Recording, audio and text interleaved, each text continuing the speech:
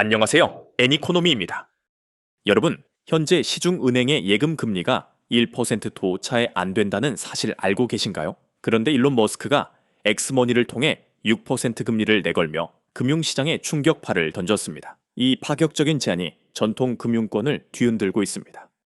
사실 미국 시중은행들의 평균 예금 금리가 0.4%에서 0.6% 수준인 요즘 6%는 가히 파괴적인 제안입니다. 이 엄청난 트래픽이 한순간에 금융 고객으로 전환된다고 상상해 보세요. 사실 이 이야기는 갑자기 튀어나온 최신 트렌드가 아닙니다. 시간을 27년 전으로 돌려보면 그 퍼즐이 맞춰지는데요.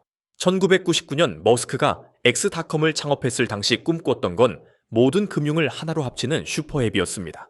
하지만 페이팔과의 합병 과정에서 그 비전은 결제 전문으로 축소되고 말았죠. 머스크에게 페이팔은 성공의 증거인 동시에 미완의 과제로 남은 아픈 손가락이었던 겁니다. 이처럼 머스크는 2022년 트위터를 인수하며 단순한 소셜미디어 기업이 아닌 금융 제국의 기반을 마련했습니다. 6억 명의 사용자 기반은 27년 전 꿈꿨던 금융 슈퍼앱을 실현할 최적의 무대가 되었죠. 실패를 도약의 동력으로 삼는 머스크 특유의 서사가 금융이라는 가장 보수적인 시장에서 다시 작동하기 시작했습니다. 27년 만에 꺼내든 이 비장의 카드는 단순한 사업 확장을 넘어 개인적인 복수극에 가깝죠. 과연 그는 이번에 미완의 꿈을 완성할 수 있을까요? 우리가 카드를 긁을 때마다 빠져나가는 1.5%에서 3.5%의 수수료, 연간 수십조 원의 이 천문학적인 돈이 비자와 마스터카드로 흘러갑니다. 이들은 수십 년간 결제 시장을 독점하며 막대한 부를 축적해왔죠.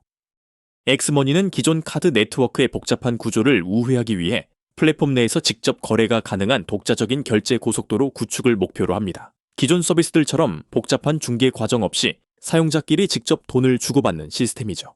기득권의 심장부인 결제망을 직접 타격하겠다는 이 도발은 금융 생태계 전체를 뒤흔들 핵폭탄급 실험입니다. 만약 성공한다면 우리가 알던 금융의 정의 자체가 바뀔지도 모르는데요. 여러분은 이 파격적인 시스템을 이용할 준비가 되셨나요? 여기서 흥미로운 대목은 머스크가 만든 페이팔이 이제는 그의 가장 강력한 적이 되었다는 점입니다. 자기가 세운 회사를 상대로 선전포고를 날리는 이 기묘한 아이러니, 정말 머스크답지 않나요? 기존 핀테크 공룡들의 시장 점유율을 뺏어오기 위한 전쟁은 이미 시작되었습니다. 여기서 우리가 주목해야 할 건 돈의 이동 속도입니다. 0%대 저금리에 머물던 전통은행의 자금이 6% 금리를 찾아 대규모로 이동하는 뱅크워크 현상이 예상되는데요. 예전처럼 발로 뛰는 게 아니라 스마트폰 터치 한 번으로 수조 원이 움직이는 세상입니다. 소리 없는 자금, 이탈, 시중은행들에겐 공포 그 자체 아닐까요?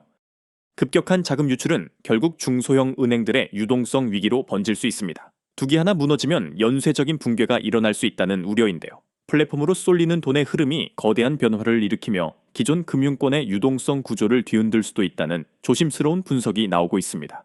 여러분은 이런 급격한 변화가 우려되지는 않으신가요?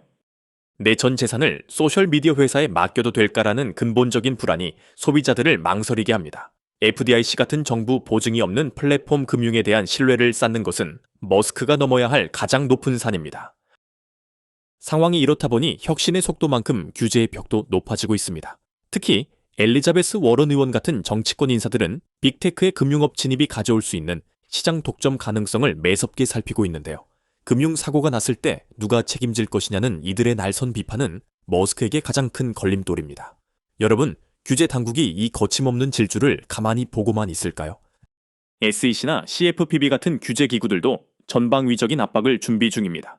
소비자 보호와 독점 금지라는 명분을 앞세워 엑스머니의 발목을 잡으려 하는 건데요. 과연 테슬라에서 보여줬던 돌파력을 규제에 정글인 금융권에서도 똑같이 재현할 수 있을까요? 여기서 더 심각한 건 바로 머스크 리스크입니다. 그의 돌출 행동이나 정치적 성향이 혹시라도 내 자산의 동결이나 접근 제한으로 이어지지는 않을까 하는 대중의 공포 때문인데요. 신뢰가 생명인 금융 서비스에서 CEO의 입이 언제 터질지 모르는 시한폭탄이 되는 건 치명적인 약점입니다. 만약 소셜미디어 활용 데이터가 금융 권한과 밀접하게 연동된다면 개정 정책에 따른 자산 접근성 리스크가 발생할 수 있다는 점은 우리가 눈여겨봐야 할 대목입니다. 우리는 혁신 이면에 숨겨진 통제의 그림자를 경계해야 합니다. 만약 이 계획이 성공한다면 서구판 위챗 모델이 현실이 됩니다. 앱 하나로 채팅, 뉴스, 그리고 금융까지 모든 일상을 해결하는 시대가 열리는 거죠.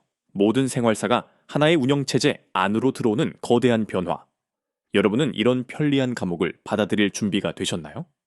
소셜 데이터와 실제 금융 자산이 결합될 때 발생하는 시너지는 상상을 초월합니다.